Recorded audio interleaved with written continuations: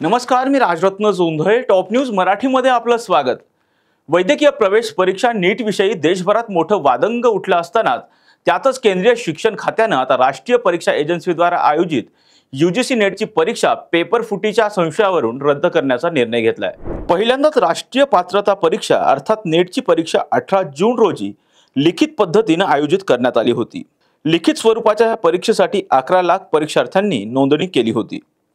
यापूर्वी वैद्यकीय पूर्व परीक्षा नीटमध्ये गडबड झाल्याचा आरोप झाल्यानंतर ती परीक्षा रद्द करण्यात आली होती.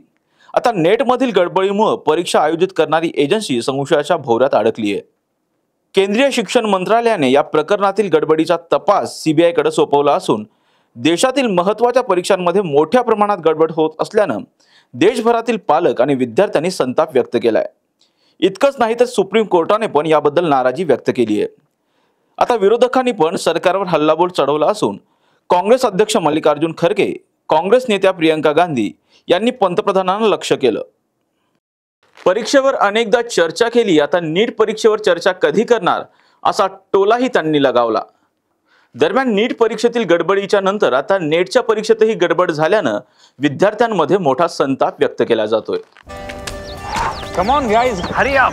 अरे सुन ना, एक ब्रेक ले लेते हैं. Guys I am telling you, तुम लोगों को सही से ट्रैकिंग नहीं आता. But that's okay, you can learn. रोज का ढक्कन देना. ये रेड वाला है, सही वाला देना. अबे ढक्कन,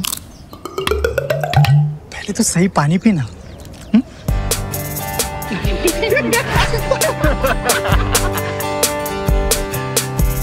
Manikchand Oxyrich, proudly Indian.